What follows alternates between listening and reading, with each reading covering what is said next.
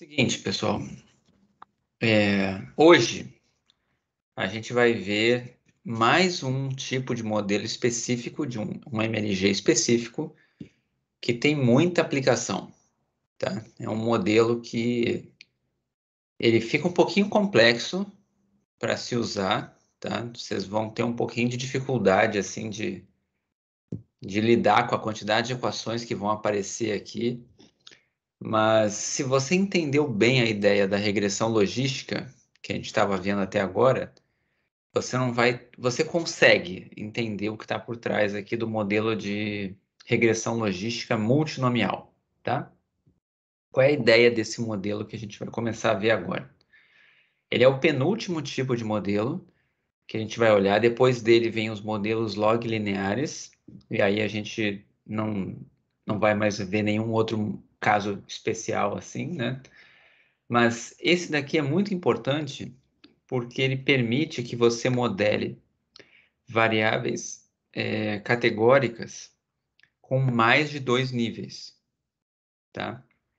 Então, por exemplo, a gente estava vendo aqueles dados lá do Titanic, né? Onde a variável resposta era sobreviveu ou não sobreviveu, certo? No caso do Titanic, não tem muito sentido a variável resposta ser diferente disso, tá? Mas vamos imaginar o caso do Covid. Agora, no caso do Covid, você poderia ter uma variável resposta que é assim, ó.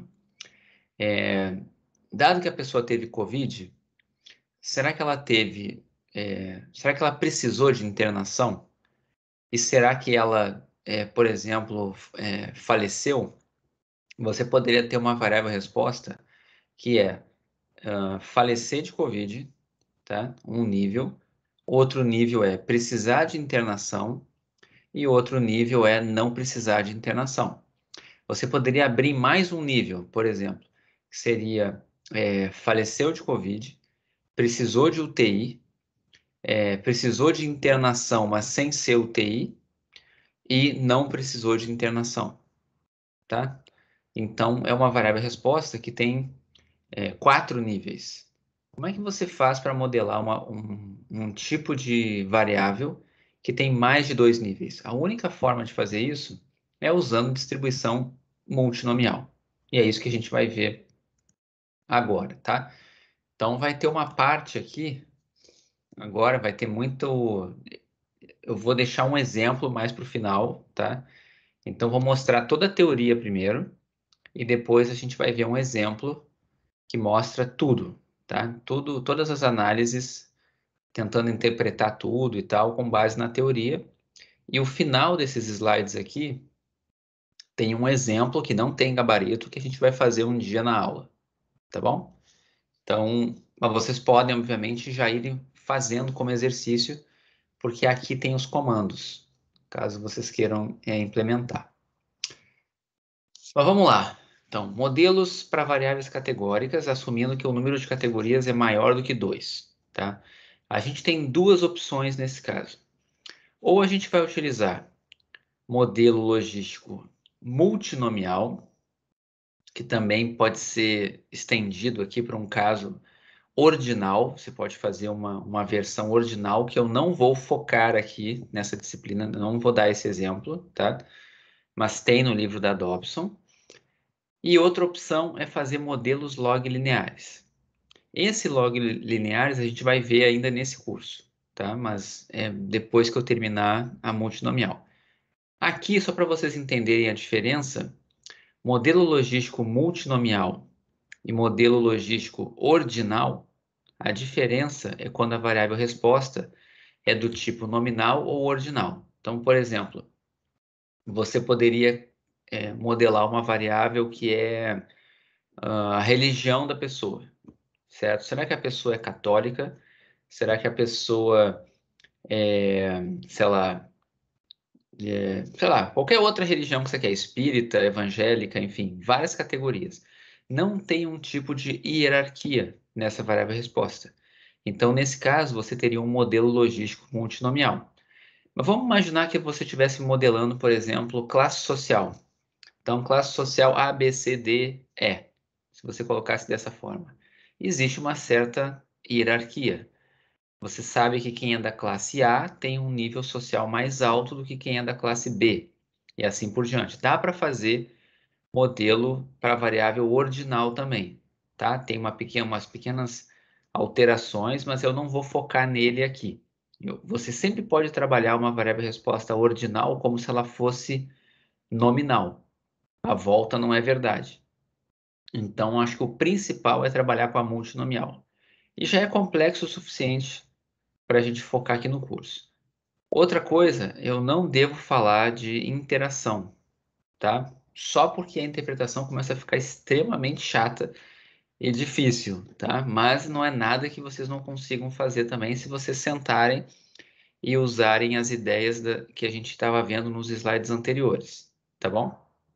O grande foco aqui é como que você modela a variável resposta usando a função de ligação logística, né? E elas tendo mais de duas categorias. Entenderam a motivação do negócio? Para que serve a regressão logística multinomial? Vocês pensavam que não usava multinomial para nada, né? Mas tem modelo para ela, tá? Esse daqui eu diria que é o principal modelo para uma variável aleatória sendo multinomial, né? O principal que você vai ver na graduação é esse aqui. Bom, vamos lá. Distribuição multinomial, vamos só relembrar, né? Considere uma variável aleatória y que tem j categorias, tá? As quais possuem probabilidade de sucesso dadas por π1, π2, π3 até πj.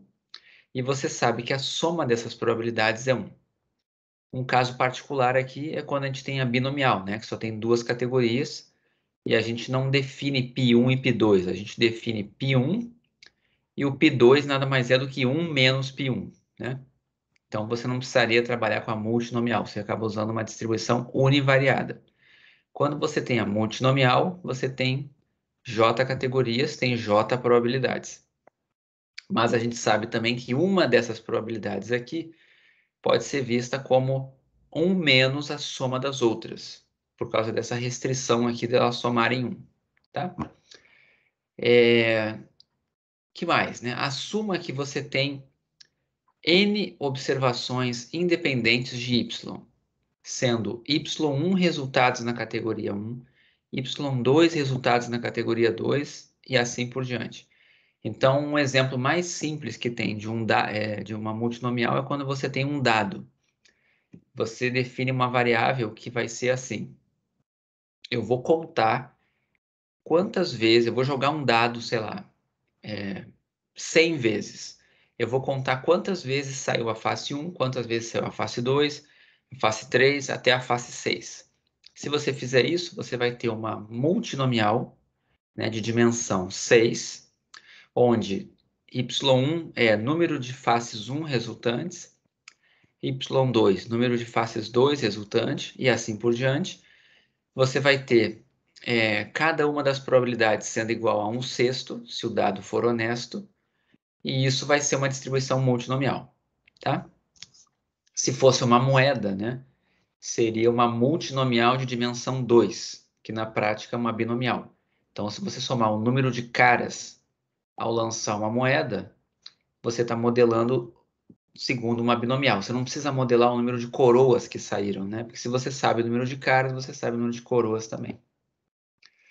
Então, aqui, só algumas informações aqui. O y vai ser um vetor de dimensão j, que tem a ver com o número de categorias. A gente sabe que a soma do y tem que dar o tamanho da amostra que você tem. Então, somatório do y, j indo de 1 até j maiúsculo, tem que dar n. E y dado n é uma multinomial, e aqui é a forma como a gente apresenta ela. N, né, é o número de repetições que você fez do experimento, e depois cada uma das probabilidades de sucesso aqui, né? A probabilidade de sucesso da face 1, da face 2, da face 3, se fosse no dado, né? Enfim, da categoria, da jésima categoria. E é importante você saber que isso aqui é condicional a n. Você precisa saber o n, senão não dá para trabalhar com multinomial. Ok? Eu vou mostrar agora uma relação que tem da multinomial com a Poisson, tá? Que também existe da multinomial com a... Não, da Poisson com a binomial lá que você viu em probabilidade 2. E aqui tem uma outra que eu vou mostrar para vocês. Bom, como é que é a função de probabilidade de uma multinomial, tá? Só para a gente relembrar aqui, né? Vamos para o quadro rapidinho.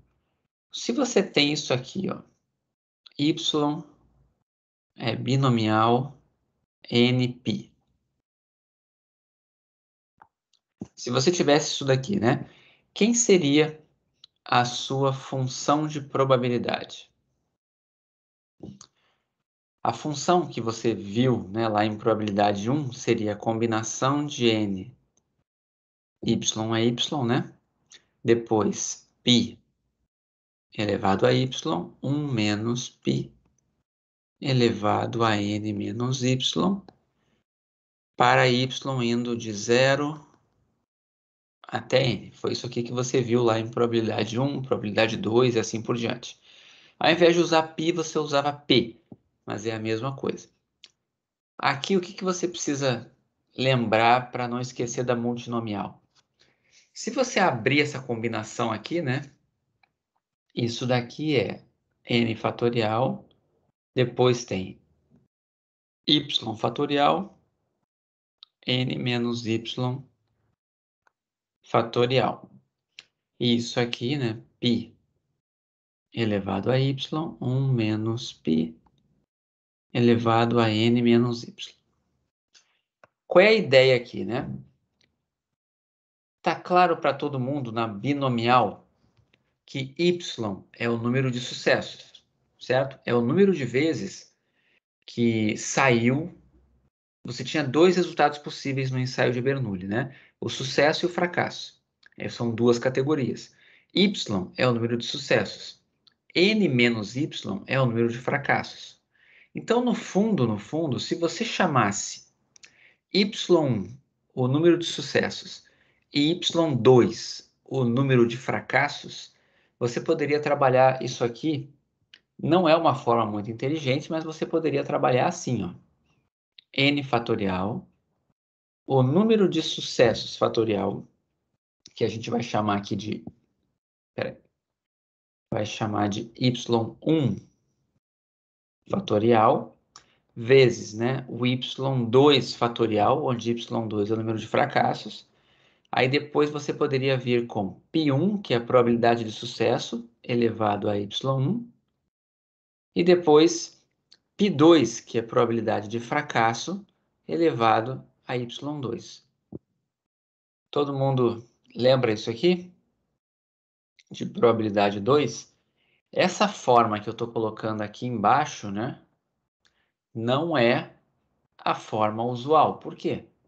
Não tem sentido você trabalhar com duas variáveis aleatórias se você já sabe que essa segunda variável aleatória aqui, né, ela é desnecessária, porque se você sabe o n e sabe y1, essa daqui já é conhecida, ela não é mais aleatória, tá? Isso aqui, apesar de ter duas variáveis aleatórias, isso aqui tem uma distribuição degenerada e isso aqui tem dimensão 1, na verdade. Por isso que a gente trabalhava com binomial.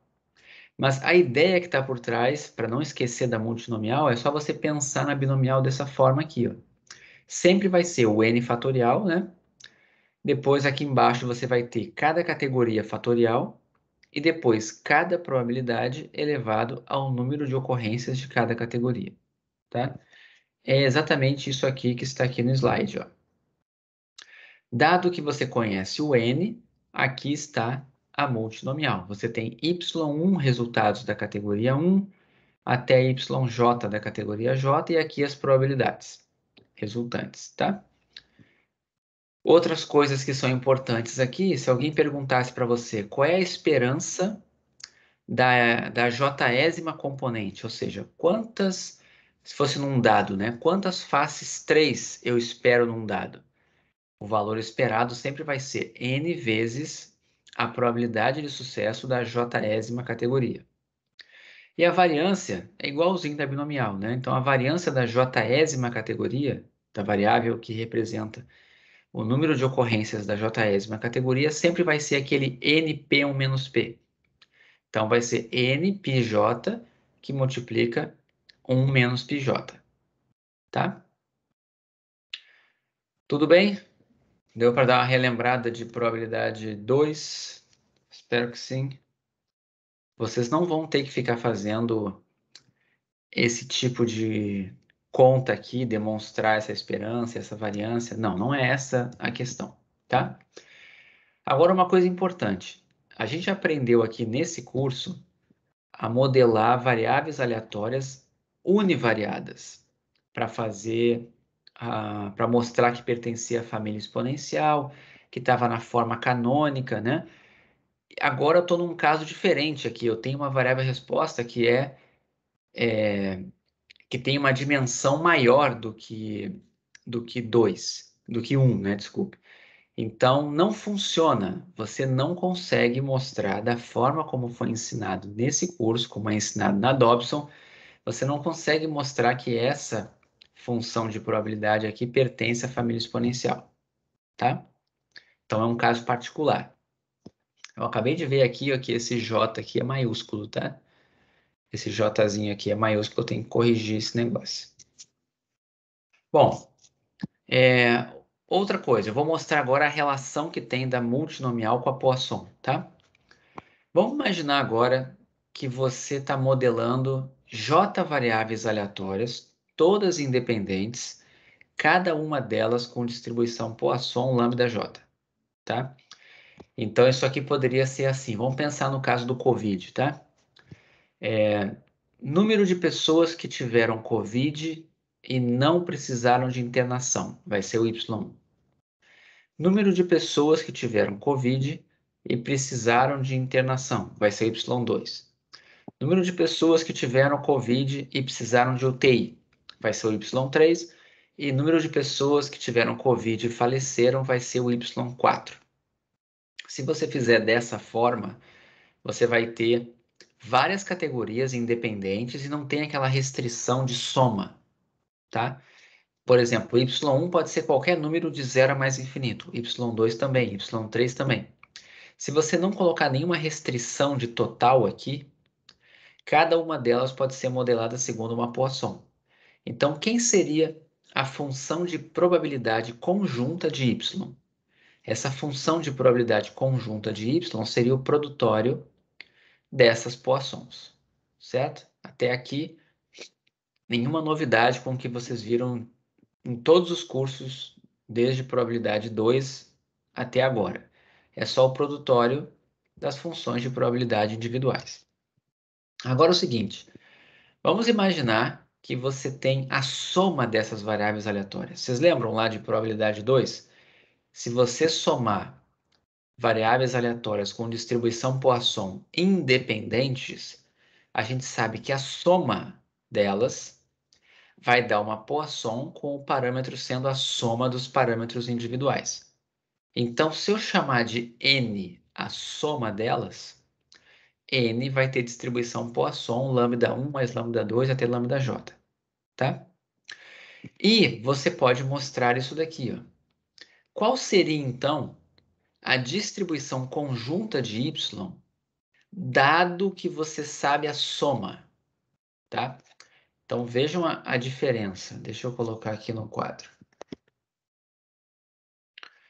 Imagina que alguém perguntasse assim para você, ó, qual é a probabilidade de você ter numa cidade, né, 50 pessoas tendo Covid sem precisar de internação, sei lá, 20 pessoas precisando de internação, tendo 10 pessoas precisando de UTI e tendo uma pessoa falecendo.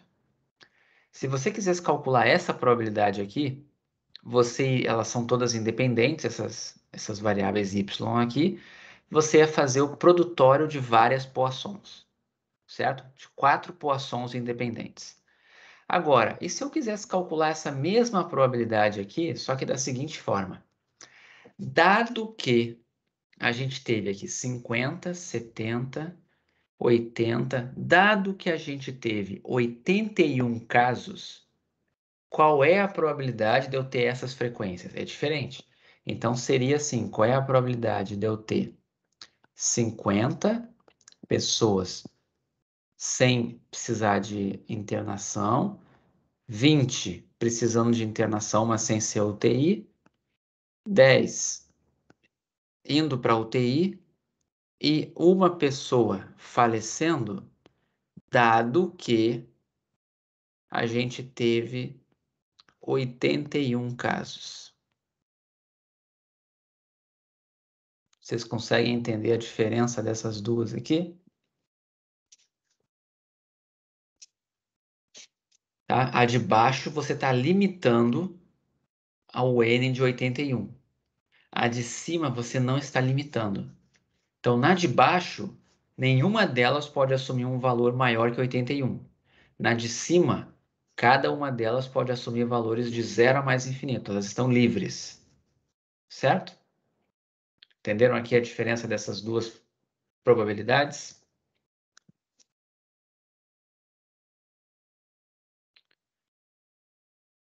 Mais alguém aí? O Rodrigo, eu sei que está acompanhando. O resto do pessoal, tá tudo bem? Podem falar, podem tirar dúvida, tá, gente? Por favor.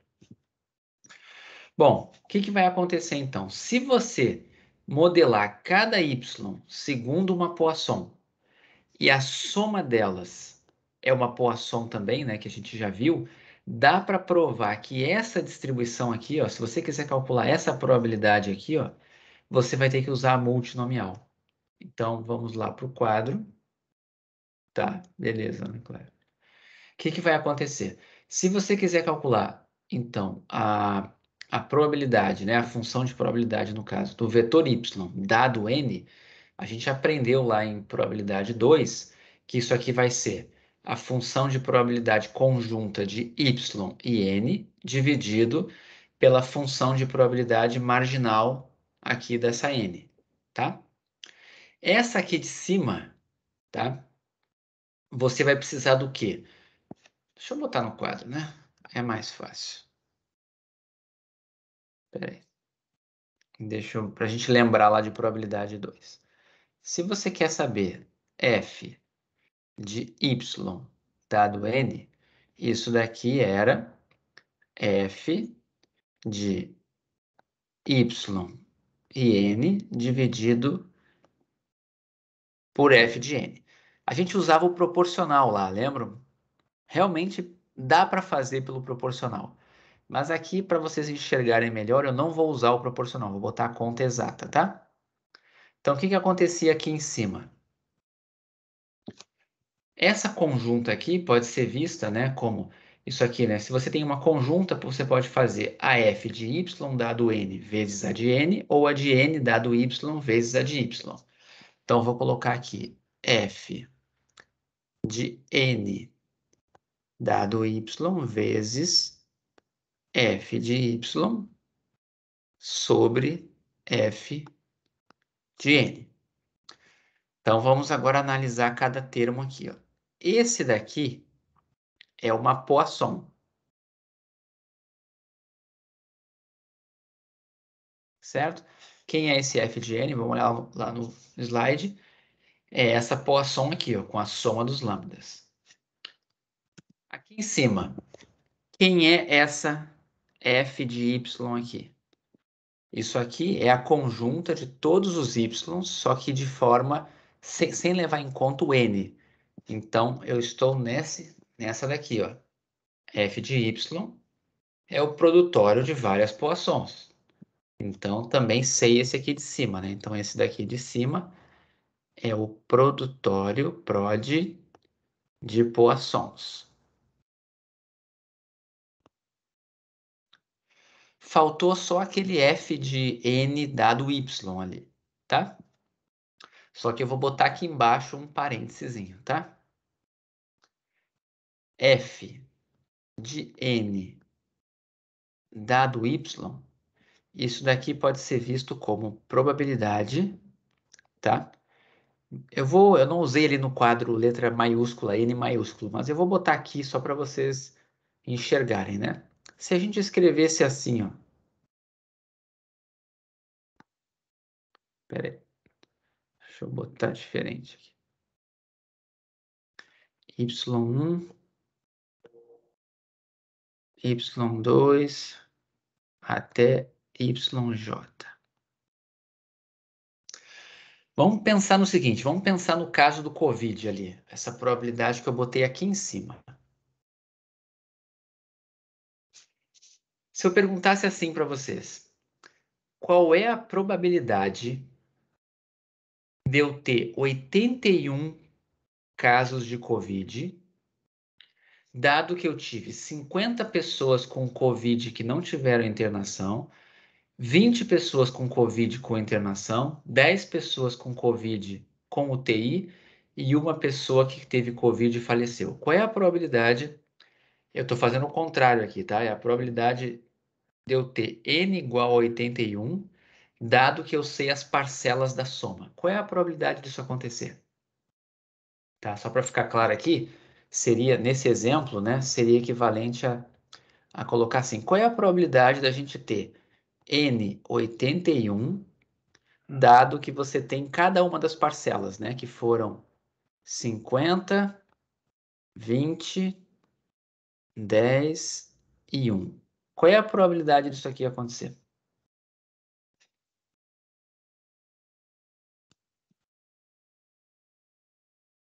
Veja se vocês conseguem. O Rodrigo já deu a sugestão dele lá. É como se eu dissesse isso, né? Qual é a probabilidade de eu ter 81 casos se eu já sei todas as parcelas? Eu já sei que teve 50 casos de um tipo, 20 do outro, 10 do outro e 1 do outro. Eu sei todas as parcelas. Quanto que dá a soma aqui? Não dá 81? Então, qual é a probabilidade do total ser 81? Isso aqui tem que dar 1. Todo mundo entendeu? Que essa probabilidade sempre vai dar 1 quando eu colocar no lugar desse n exatamente a soma das parcelas. Se eu colocar no lugar desse n qualquer outra coisa, dá 0, tá? Por exemplo, qual é a probabilidade do n ser 70, dado que as parcelas foram 50, 20, 10 e 1? Qual é a probabilidade da soma ter dado 70? 0. Ou a soma deu 81, ou a soma, isso vai acontecer com probabilidade 1, ou ela vai ser qualquer outro valor com probabilidade 0. Conseguiram enxergar esse evento aqui? Então, conseguiram enxergar? Eu vou fazer o seguinte, tá? Esse que eu botei aqui embaixo foi só para ilustrar a situação da Poisson lá em cima, mas eu vou apagar esse daqui, que eu vou colocar o valor agora, como é que responde isso daqui, tá? Isso daqui vai ser igual a 1 se n for igual a somatório de yj e vai ser 0 caso contrário. Essa função de probabilidade aqui só assume esses dois valores. É 1 se o valor que você botar aqui dentro for a soma das categorias e 0 caso contrário. Conseguiram entender com o exemplo ali do Covid? Sim, Kiki, obrigado. Então, vamos voltar aqui, ó. Tudo isso foi para escrever essa f de n dado y aqui, ó, dá 1.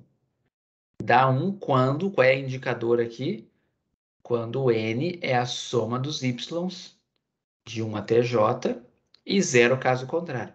Então, agora sim, para encontrar essa distribuição aqui condicional, eu só preciso daquele produtório de Poissons e embaixo a Poisson da soma aqui, né? Vamos ver, aqui tem a conta para vocês enxergarem. Então, na prática, vai ficar essa conjunta de y dividido por essa f de n, que é uma outra poisson. Então, aqui em cima fica o produtório de j poissons, e aqui embaixo vai ficar aquela poisson da soma, né? É uma poisson com parâmetro somatório de lambda, tá? O que acontece com essa distribuição aqui, ó? Deem uma olhada. Tem esse n fatorial que está aqui embaixo, ó, que não vai desaparecer. Tá aqui, ó. Ok? Esse produtório desses yj's aqui, ó, fatoriais, vai ficar aqui embaixo. y1 fatorial, y2 fatorial, y3 fatorial, fica tudo ali. O que ainda tem aqui? Vocês estão vendo esse produtório de ESP de menos lambda j? Produtório de ESP de menos lambda j. Vai ficar ESP de menos lambda 1 vezes ESP de menos lambda 2 vezes ESP de menos lambda 3 e assim por diante, tá? Se você fizer o produtório disso, dá exatamente esse termo que está aqui embaixo, esse exponencial de menos lambda 1 mais lambda 2 mais lambda 3 até mais lambda j. Então, esse exponencial que está aqui em cima vai cortar com esse exponencial que está aqui embaixo, tá? Então, só o que vai sobrar vai ser esse termo aqui e esses termos aqui. Então, eu vou colocar no quadro só para a gente enxergar ali aquele pedacinho, tá? Aquele pedacinho ali vai ficar o produtório. Vamos botar aqui J indo de 1 de lambda J, né? Elevado a YJ dividido e embaixo aquela soma dos lambdas elevado a n, né? Então aqui vai ser lambda 1 mais lambda 2 mais lambda J elevado a n. Só aquela parcelinha ali, o resto eu já separei, tá? Então eu já separei esse comecinho aqui.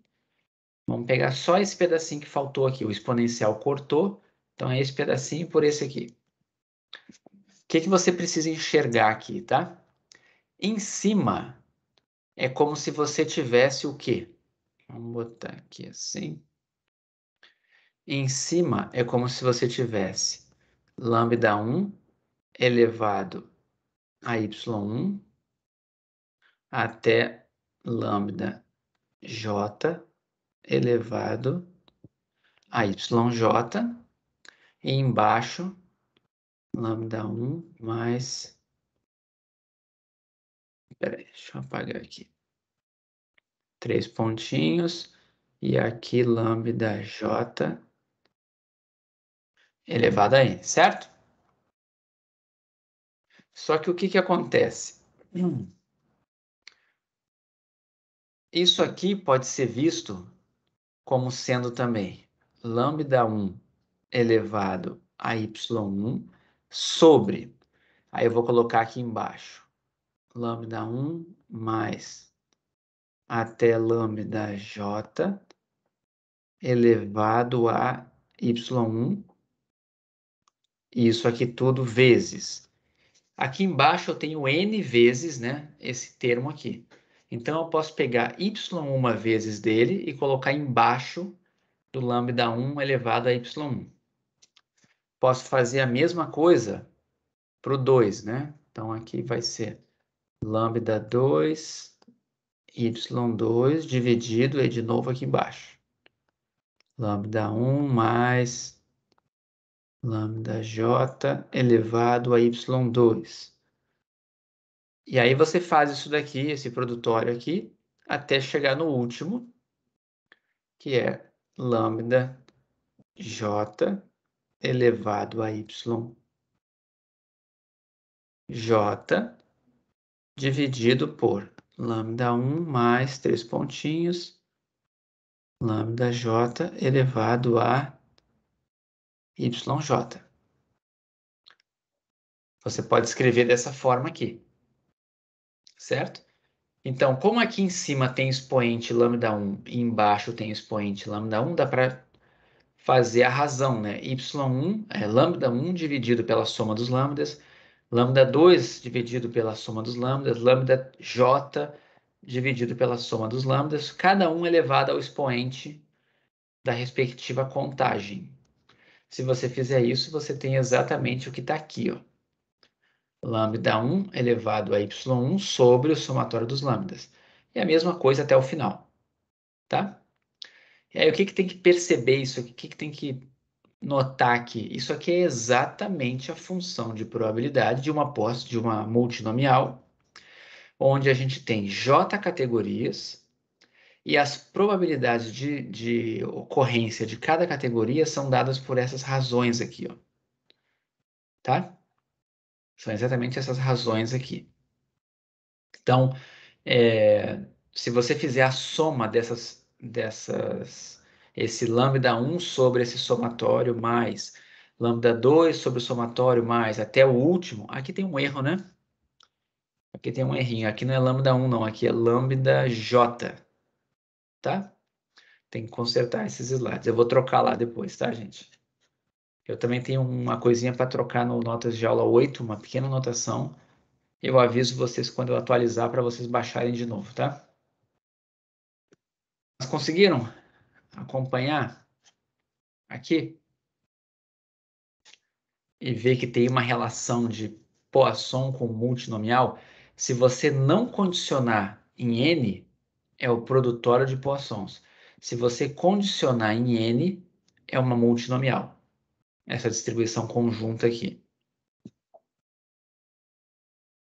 Tá bom?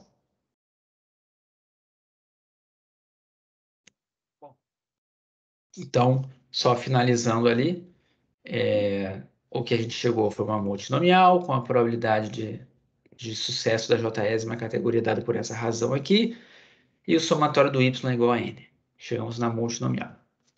Então, o que acontece? A distribuição de y dado n pode ser definida como uma multinomial direto, ou você pode deduzir ela a partir da Poisson, de j variáveis Poissons, que foi o que a gente acabou de fazer aqui no slide. Como a Poisson pertence à família exponencial, a gente acaba utilizando para multinomial uma Poisson também. Então, essa relação da multinomial com a Poisson é que permite a gente utilizar os MLGs tradicionais que vocês estão vendo nesse curso.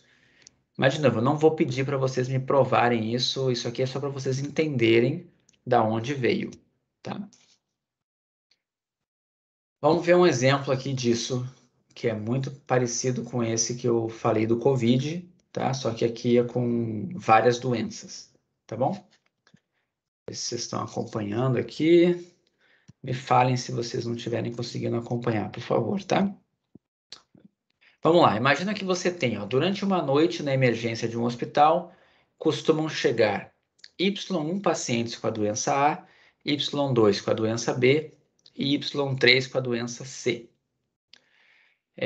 Vamos assumir que essas ocorrências são todas independentes, todas com distribuição Poisson, e as médias são 10, 20 e 30. Então, Y1 é uma Poisson 10, Y2 é uma Poisson 20 e Y3 é uma Poisson 30. Ok?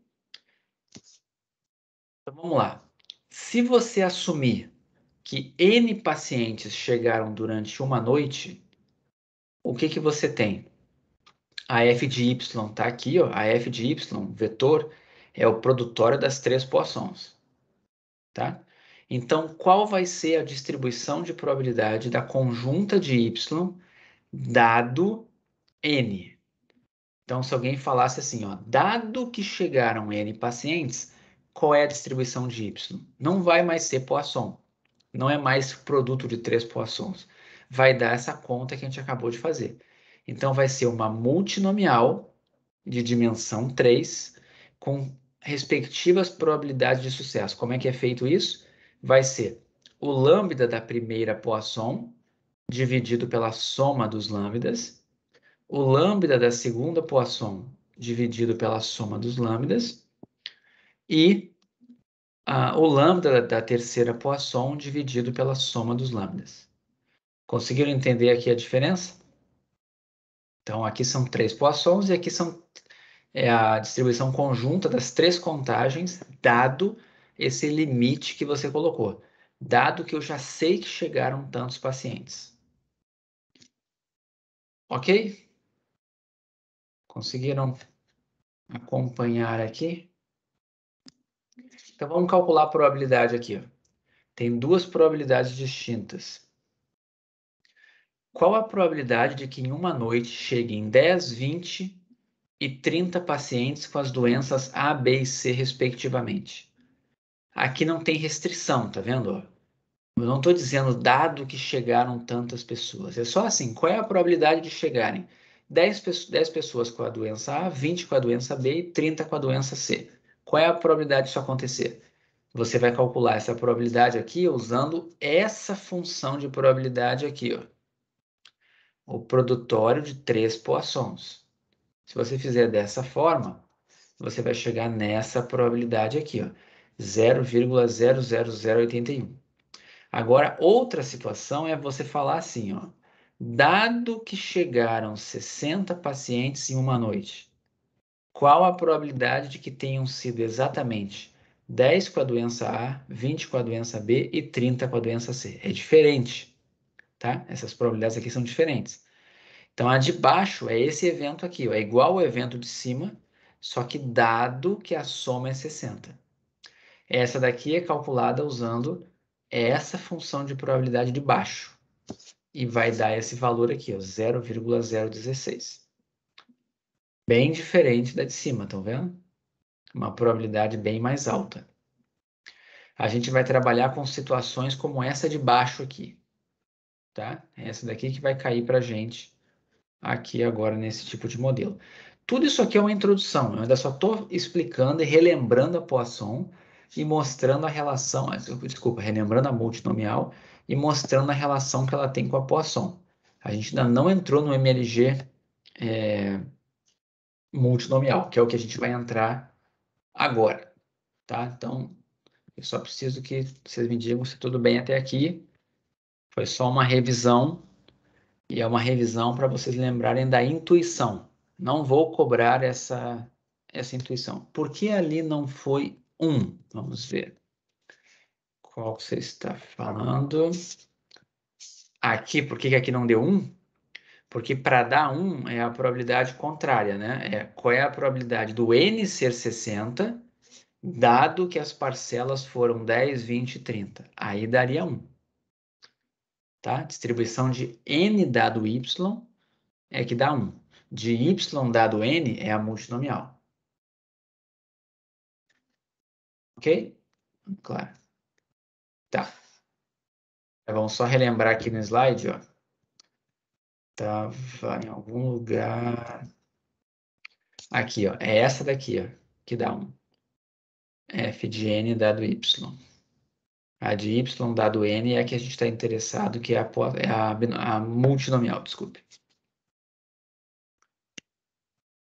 Então, vamos lá.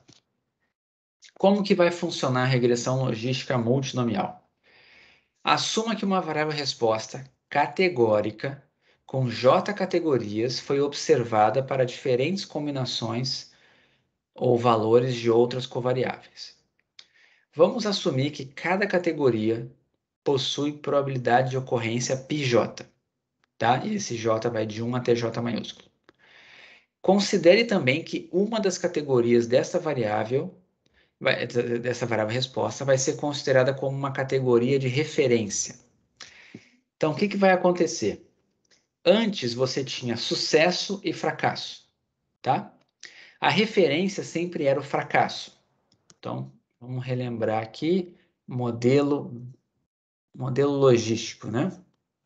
Na regressão logística, a gente trabalhava assim, ó.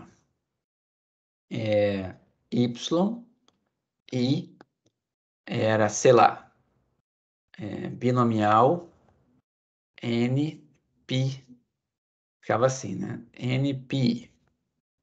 Aí a gente tinha, por exemplo, assim, ó, ln de pi sobre 1 menos pi. Certo? Mas vocês concordam que isso aqui é a mesma coisa que ln da probabilidade de sucesso dividido pela probabilidade de fracasso, certo? Tudo bem? O meu sucesso ali está escrito errado, né? Já foi. Probabilidade de sucesso pela probabilidade de fracasso, tá? Então estava muito claro para a gente que a gente estava sempre avaliando o sucesso, tendo como base de comparação o fracasso. Isso aqui é a chance do sucesso, né? Quando a gente está comparando, né, a ocorrência do sucesso com o fracasso, tá? Então isso aqui é a chance do sucesso. Quem é a referência? O fracasso. Mas e se eu tenho três categorias? Quem é que vai entrar aqui embaixo? Se você tem três categorias, você tem a probabilidade de sucesso, a probabilidade de fracasso e tem mais uma, porque não soma, não são só duas categorias. Você vai ter tipo categoria 1, 2 e 3. Quem que vai ser sua categoria de referência? Você vai ter que escolher uma categoria de referência. Então, aqui na multinomial, você vai ter esse tipo de coisa aqui, ó. Pi i, ou vou botar PJ, né, que é a anotação que está lá. Sei lá, PJ dividido por algum outro aqui, por exemplo, π1, tá? Você vai ter que ter a probabilidade de ocorrência da categoria 2 em relação à probabilidade de ocorrência da categoria 1. Você vai ter que escolher quem vai entrar aqui embaixo. Se você tivesse três categorias, você vai ter aqui a 2 em relação a 1 e você vai ter também a 3 em relação a 1. Se forem três categorias. E você colocar a primeira delas como sendo a categoria de referência, você vai ter um logit aqui da segunda categoria em relação à primeira e um da terceira categoria em relação à primeira. Conseguiram entender? Antes não tinha isso, porque só tinha duas categorias, então só tinha esse logit único aqui, ó. Era sempre probabilidade de sucesso pela do fracasso. Agora vai ser probabilidade de uma categoria dividido pela probabilidade da categoria de referência. Então, aqui eu estou dando um exemplo, né? Por exemplo, a primeira categoria. Se eu chamar a primeira categoria de referência, a gente vai ter isso aqui, ó. A gente vai ter vários logitos, né? O logit, logit de πj vai ser ln de πj dividido por π1. Esse vai ser o nosso preditor linear, tá? Quantas equações eu vou ter? Agora é que são elas. Antigamente, você só tinha uma equação. Agora você vai ter j menos uma equações, né? Se você está no caso da binomial, só tem duas categorias. Então, o que vai acontecer? Vai ser aqui o π de sucesso pelo π do fracasso, fica só um preditor linear. Quando você tem três categorias, você vai ter dois preditores lineares. Se você tiver j categorias, você vai ter j menos um preditores lineares. Conseguiram entender aqui? Está associado com esses dois casos aqui que eu estou falando para vocês. Com três categorias, é a segunda categoria em relação à primeira e a terceira em relação à primeira. Ok? Conseguiram entender? Cada uma delas vai dar um preditor linear diferente. Deixa eu ver aqui. Eu não posso escolher a categoria 1 como sucesso e o restante como fracasso, ou sempre vai ter essas combinações? Muito boa a sua pergunta, né, Clara? Sempre que você pegar a multinomial e agrupar algumas categorias, vira binomial, tá? Aí você cai na regressão logística tradicional. Então, naquele caso do COVID, se ao invés de eu ficar trabalhando com casos sem internação, casos com internação, casos com UTI e mortes, se eu simplesmente juntasse tudo e fizesse assim, morreu ou não morreu? E somo as categorias do não morreu, né? Somo os casos sem internação, os casos com internação e os casos com UTI, eu vou ficar com uma regressão logística binomial, tradicional, tá? Vamos ver, o Isaac perguntou aqui. por que não π2 sobre 1 menos π1 menos π3? Mas vai ser isso. Na prática, é isso que vai acontecer. A gente sabe que uma é função das outras, tá? Você tem sempre a soma das três vai dar 1, né? Então, vai ser aqui o π2 dividido pela soma, pelo que seria o π1, né? Só que o π1 é 1 menos π2 mais π3. Na verdade, não é bem exatamente o que você colocou aqui, não, tá? Mas existe essa relação de 1 menos, tá? Eu vou mostrar aqui o que acontece, tá? Com todas essas equações. O importante é só lembrar que aqui tem uma probabilidade de ocorrência de uma categoria e aqui tem de outra categoria. Mas a gente sabe, né? Vou botar aqui em vermelhinho, se é isso que você falou, Isaac. A gente sabe que o π1 é igual a 1 menos o π2 menos o π3. Isso a gente sabe. Ok? E a gente vai usar isso aqui. Acho que era isso aqui que você queria ter escrito ali, né? Vamos lá. Aí aqui, ó. Note que. O famoso note que, né? Apesar que esse aqui não é tão complicado. Mas vamos lá. Dessa equaçãozinha que está aqui, ó, eu vou escrever no quadro. Para vocês enxergarem. Vamos botar em azul. Ln de πj por π1 é igual ao EtaJ. É o que está aqui. Então, se você aplicar o exponencial dos dois lados, o que vai acontecer aqui, né? Se você aplicar o exponencial dos dois lados, você vai ficar com πj sobre π1 é igual ao ESP do EtaJ, certo? Então, daqui, você vai concluir exatamente essa equação que está aqui, ó, que πj sempre vai ser igual ao π1 vezes ESP do preditor linear. Conseguiram entender aqui? Se você definiu essa equação aqui, essa é uma das equações, né? Aplica o exponencial dos dois lados, você fica com isso aqui, ó. πj que é igual a π1 vezes ESP do preditor linear. Então, é exatamente o que está aqui, ó. πj igual a π1 ESP do preditor linear. Quem é o preditor linear? É isso aqui, ó. A jésima linha aqui da matriz de planejamento multiplicada por beta-j. Um parênteses aqui, tá? Esse beta aqui, tá? A gente vai ter, deixa eu só voltar aqui. Essas equações aqui, ó, vocês estão vendo que apareceu um beta vetor com um j embaixo, né? Sabe o que significa isso? Você vai ter beta 0 mais beta 1 mais beta 2 mais beta 3, assim por diante, para cada equação, tá?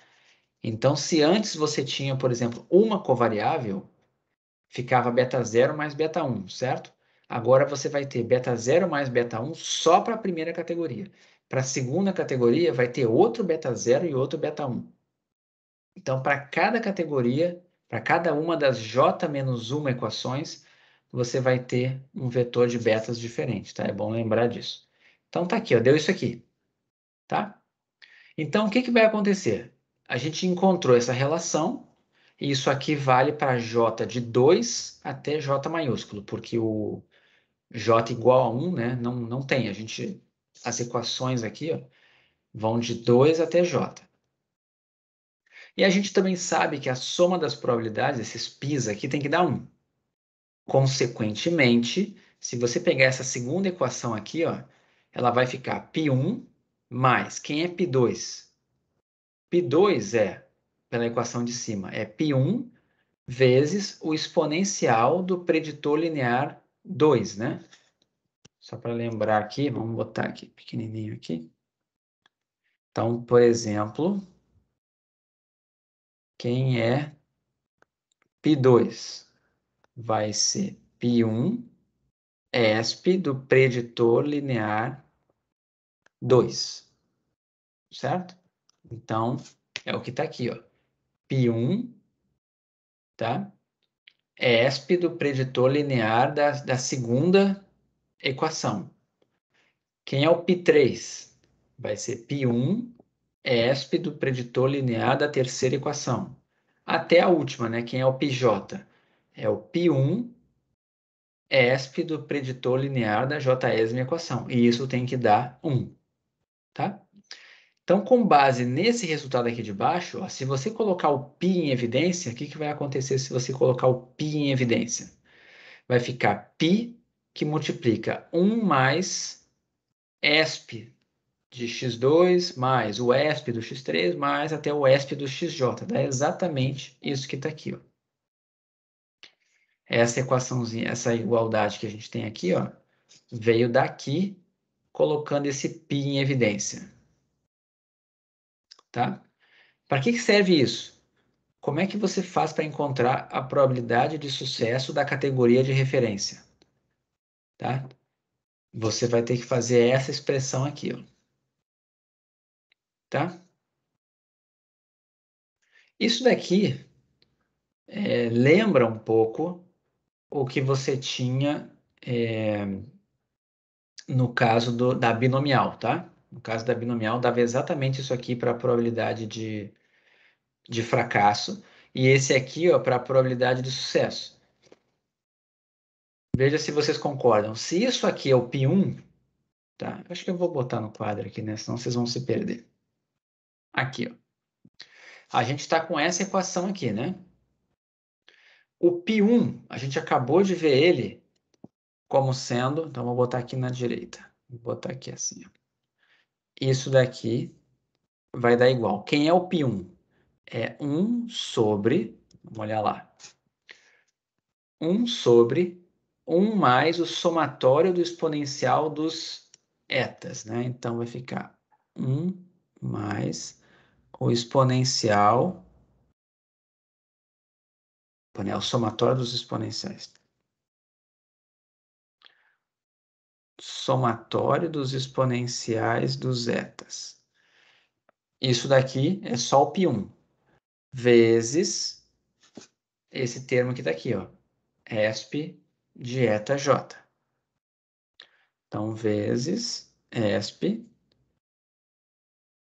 de eta j.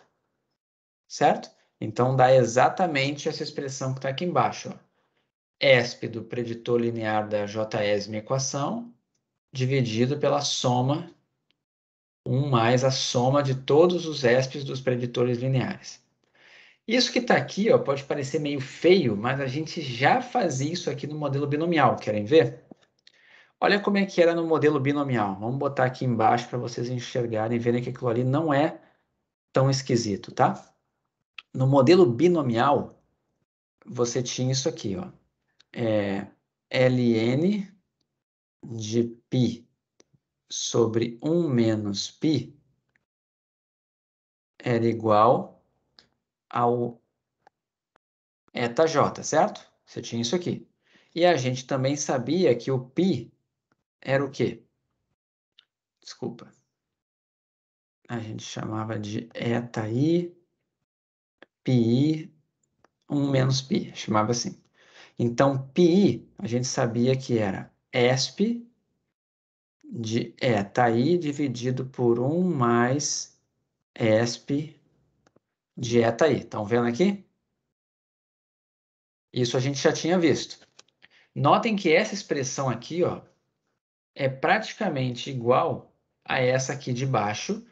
A única diferença é que nessa aqui de baixo tem mais de uma categoria, então fica um somatório embaixo. Mas se aqui embaixo só tivesse, se J fosse igual a 2, aqui embaixo esse somatório ia dar na prática um termo só. Estão conseguindo ver? Ia ficar exatamente isso aqui, ó. Isso aqui é a probabilidade de sucesso. Agora, quanto é a probabilidade de fracasso? Vocês já fizeram essa conta? Quanto vale 1 menos π? Quanto vale isso aqui? Se o π é dado por isso aqui, quanto vale 1 menos π? É 1 menos esp de ETA-i, 1 mais esp de ETA-i, aqui na regressão logística. Só que isso aqui vai dar o quê? Quanto dá isso daqui? Dá exatamente 1 sobre 1 mais esp de ETA-i. Conseguiram acompanhar aqui? Tá? Porque vai cortar, né? Esse ESP aqui de baixo vai cortar com esse ESP aqui de cima quando você juntar. Então, olha o que a gente tem aqui, ó. Na regressão logística tradicional, você tem probabilidade de sucesso, né, da categoria de interesse. É isso aqui. E da categoria base, que é o fracasso. Era isso daqui a probabilidade. Então, ficava a de referência, que é o fracasso, era isso aqui. A de interesse era isso daqui. Nota que as duas são iguaizinhas, tirando que numa em cima tem esse ESP do ETA e a outra tem 1 em cima. É exatamente o que tem aqui, ó. Uma tem o ESP em cima e a outra tem 1 em cima, a de referência. Tá? Só que a de referência agora não é o fracasso, acabou de falar em fracasso. A gente não sabe quem é fracasso e quem é sucesso. A gente só tem uma que é a referência. Essa que é a referência sempre vai ser 1 sobre essa 1 mais a soma aqui, tá? Conseguiram entender a relação aqui da multinomial com o modelo logístico binomial que vocês já vinham trabalhando? Tem essa intuição aqui, tá? É muito parecido. E estão conseguindo acompanhar? Espero que sim. E uma última coisa aqui, né? Se você chamar de os estimadores dos betas, né, de B, que é o que é a notação da Dobson. Então, se você quiser estimar a probabilidade de sucesso, né, ou a probabilidade de ocorrência da categoria, a probabilidade de ocorrência da categoria de referência, é só você trocar o beta por B, tá? E a mesma coisa aqui para qualquer outra categoria, troca o beta por B. Então, do slide anterior para esse aqui, a única mudança é que o beta vira B, tá? Esse aqui é o teórico e esse aqui é o estimado, tá? Exatamente como a gente já fazia antes no modelo de regressão logística, tá? Deixa eu ver o que mais que tem aqui. Tá, se alguém perguntasse para você o seguinte, na regressão logística, tá? Lá na regressão logística, se eu perguntasse para vocês assim, ó, quem é Y, deixa eu botar em azul. Quem é, eita, é azul, peraí, aqui. Se eu perguntasse assim, ó, quem é Y1 chapéu? Quem é o valor ajustado de Y1? Isso aqui sempre era o Mi1 chapéu. Quem é o Mi1 chapéu? É a esperança da binomial. Só que quem é a esperança da binomial chapéu? Era N vezes π chapéu. Tá? π1 chapéu. Era isso aqui que você fazia. E isso aqui dava o quê? N esp de eta1 sobre 1 mais esp de eta1. Era assim que você fazia valor ajustado. Então, se eu pedisse para você, tá bom, então quem é o iésimo valor ajustado? Se eu trocasse aqui de π1 para πj, né? Para πi. Quem é o iésimo valor ajustado? É a iésima média estimada, que vai estar associada à iésima probabilidade estimada, que vai estar associado ao iésimo valor do preditor linear. Era assim que você fazia. Como é que vai ser agora, aqui? Agora, quando você tiver esse yi aqui, não vai ser assim que você vai fazer. Porque o y agora não é mais número de ocorrências de uma certa categoria. Vai ser número de ocorrências da jésima categoria. Então, se você quiser o y, né? Y, chapéu da categoria J, para quem é da categoria J, você vai ter que colocar aqui o Mi chapéu lá da categoria J, que vai ficar N vezes o π da categoria J, e aí isso daqui vai ficar o quê? Vai ficar N que multiplica ESP do eta J e embaixo 1 mais somatório de todos os etas.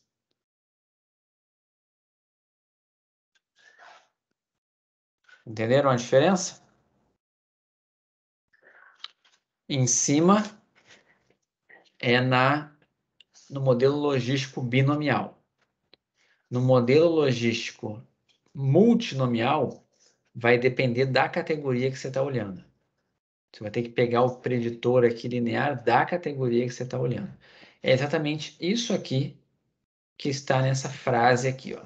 O valor ajustado de uma determinada categoria para um determinado padrão de covariáveis pode ser obtida multiplicando-se πj pela respectiva frequência observada, tá? Assumindo que temos n frequências observadas, podemos dizer que n é o número de categorias j vezes o número de padrões de covariáveis. Esse aqui é um detalhe que eu vou deixar para comentar mais para frente, quando tiver o exemplo, a gente enxerga melhor isso, tá? Conseguiram entender mais ou menos como é que tudo que chegou até aqui, tá? Foi para entender essa comparação aqui, ó. Isso aqui que você tinha na regressão logística, a gente acabou de mostrar como é que vai ficar na regressão logística multinomial, tá? Só que agora está faltando a segunda parte. Qual é a segunda parte? Lembra daquelas interpretações de razões de chance? Agora vai ter razão de chance aqui. Como que interpreta a razão de chance aqui? Então, eu preciso só saber como que nós estamos. Eu acho que eu vou fazer o seguinte, eu vou avançar para o exemplo, para vocês verem um exemplo, até a parte da probabilidade. Depois eu começo a falar da interpretação da razão de chance. Acho que vai facilitar um pouco para vocês. Estão vivos até aqui? Como estamos? Estão vivos? Então tá bom. Eu vou para esse exemplo aqui, ó. Espera aí. Olha só esse exemplo aqui. A gente vai analisar esse exemplo bastante, tá? Preferências de carros. Tudo bem que isso aqui é um negócio mais antigo, né? Mas tá lá no livro da Dobson. Isso aqui foi uma pesquisa que foi feita com quantas pessoas? Vamos olhar aqui, ó. São 300 pessoas entrevistadas, tá? 300 é o total. Então tá limitado a 300. A gente está estudando sexo, então tem aqui, né? Homens e mulheres, ok? Tem idade, tem 3 categorias de idade, ó, de 18 a 23 anos, 24 a 40 e mais de 40 anos. E aqui tem a variável resposta. Olhem qual é a variável resposta. A importância que essas pessoas dão para o ar-condicionado e a direção hidráulica em carros, tá? Então, essas frequências foram observadas. Vamos dar uma olhada por cima aqui, né? Vamos ver, por exemplo, nas mulheres, né? Mulheres jovens. O que a gente está observando? Das 45 mulheres jovens que foram entre bem jovens, né? Vamos botar de 18 a 23, as mais jovens. Das 45 mais jovens, 26 delas responderam que dão pouca ou nenhuma importância para ar-condicionado e direção hidráulica de um carro. 12 disseram que isso é importante num carro. E 7 disseram que isso é muito importante. Quando você aumenta aqui a idade, o que acontece quando vai passando de 40 anos? Vocês estão vendo que o padrão muda? Para mulheres com mais de 40 anos, a direção hidráulica e o ar-condicionado começa a ficar bastante necessário no carro, né? Passa aqui de 16% delas que diziam que era muito importante, passa para 68%. E se você fosse somar tudo, né? As que dão alguma importância, tinha passado aqui, né, de 42% eram as mulheres que davam alguma importância, né, alta assim para ar-condicionado e direção hidráulica, e isso aqui passou agora para 92%. Então a gente meio que está vendo uma associação aqui de idade, né? A idade parece afetar a opinião das mulheres em relação à importância do ar-condicionado e direção hidráulica. Mas tem os homens também.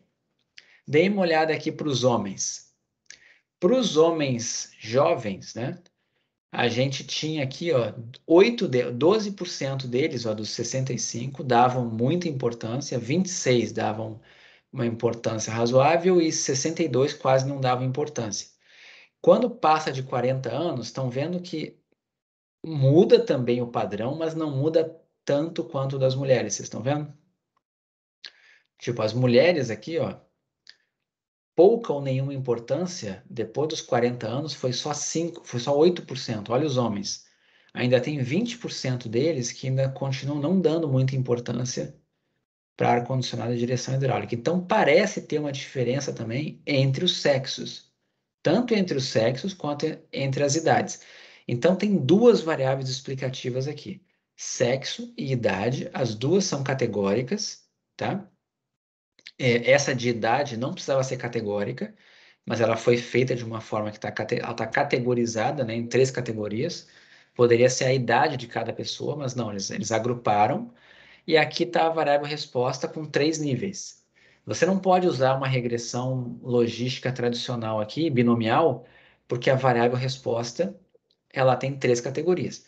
A Ana Clara tinha perguntado agora há pouco, né? Pô, mas eu não podia agrupar? Poderia. Você poderia colocar assim: junta essas categorias aqui, é importante e muito importante. Se você juntasse essas duas, você ia ter aqui o total de pessoas que não deram importância e o total de pessoas que deram importância. Aí você pode usar binomial, tá? Não é regressão logística multinomial. Mas se você quiser trabalhar com 3 categorias, se você acha que tem diferença de importante para muito importante, você vai ter que trabalhar com a regressão logística multinomial. Ok? Conseguiram entender aqui, nesse exemplo? Por que que é multinomial? Estão conseguindo ver aqui? Agora vamos lá. Para modelar aqui, ó, você vai ter que criar uma categoria de referência, porque não tem sucesso e fracasso. Estão vendo aqui, ó? Não tem importância ou pouca, importante e muito importante. Quem vai ser a referência, tá?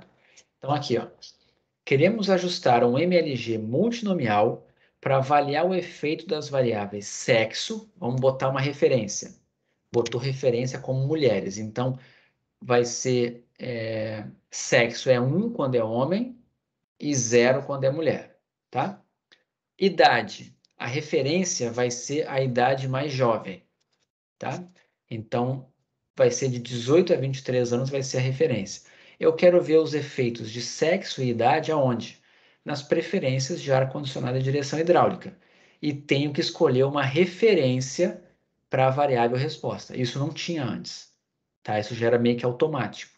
E aí eu vou escolher a referência pouca ou nenhuma importância.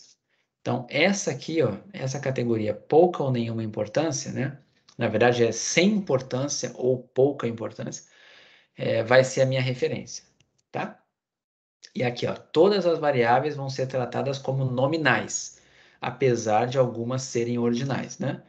Por exemplo, idade agrupada dessa forma é uma variável categórica ordinal, eu consigo ordenar, mas eu vou tratar como nominal. E a mesma coisa a variável resposta.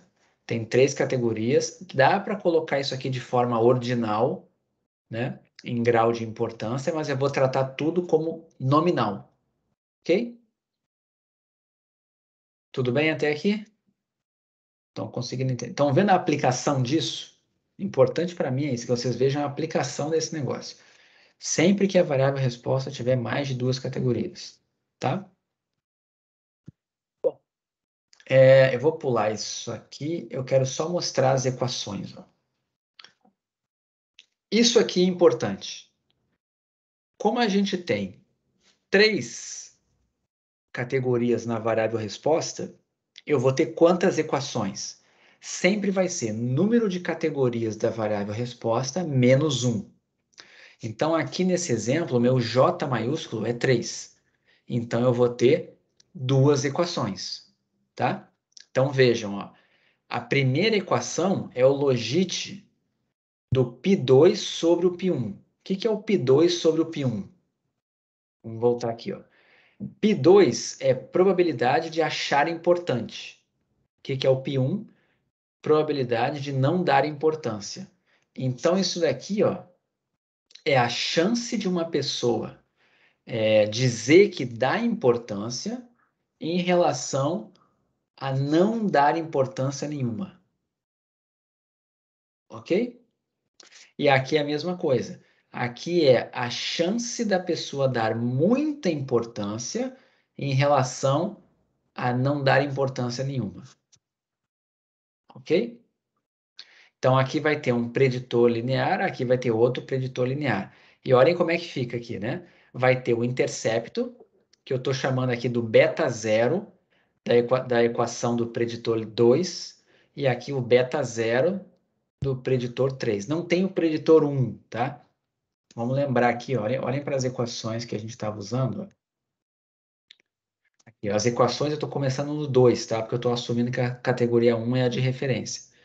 Então, tudo eu vou chamar aqui de eta 2, eta 3, eu nunca vou ter o eta 1. O eta 1 vai ser obtido dessa forma aqui, né?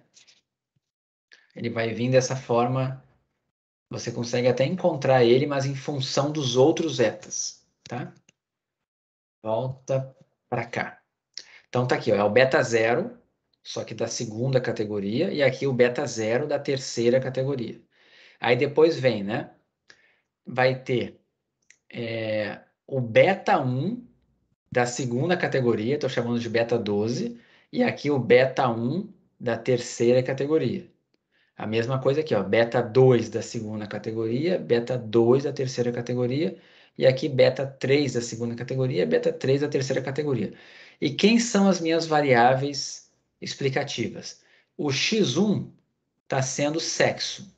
Então, eu já tinha dito que homens, né, que mulheres eram a referência. Então, vai ficar x1 é igual a 1 quando é homem, 0 caso contrário. Quem é o x2? O x2 e o x3 estão associados com a variável idade. A gente já sabia que a referência era idade mais jovem. Então, quem é o x2? Ele é 1 para a idade entre 24 e 40 anos, e 0 caso contrário. E quem é o x3? É 1 para idades maiores que 40 e 0 caso contrário. Então, esse aqui é o modelo logístico multinomial nesse exemplo. Ele tem 2 equações, certo? Imagina interpretar essas coisas aqui, tá? Estão conseguindo acompanhar? Ele generaliza o binomial. Qualquer coisa me perguntem, tá, gente? Eu vou mostrar como é que é uma saída aqui, ó. Olha só uma saída de software para esse tipo de coisa aqui. Você vai ter sempre o número de betas que você tinha, só que vai ter um para cada equação. Então, se você tinha ali 3 covariáveis, né? Aqui ó, tinha x1, x2 e x3 e mais o intercepto, são 4 parâmetros para cada equação. Então, você vai ter uma saída com 4 parâmetros aqui e outra com mais 4 parâmetros. Só que esses 4 aqui de cima são os betas da equação do eta 2, do preditor linear da categoria 2.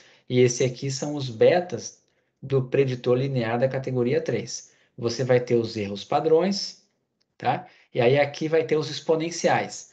Esses exponenciais é que vai dar para você as razões de chance. Eu não vou explicar isso aqui agora. Eu vou lá para o exemplo primeiro, do outro exemplo, para mostrar como é que interpreta. O mais importante aqui é mostrar para vocês que você vai ter 8 coeficientes, nesse caso aqui, ó. E você vai ter que identificar na saída lá do R qual é para cada categoria, né? Esse aqui é do π2 com relação a π1. Esse aqui é do π3 com relação a π1. Tá? E veja que os coeficientes estão dando diferentes, ó.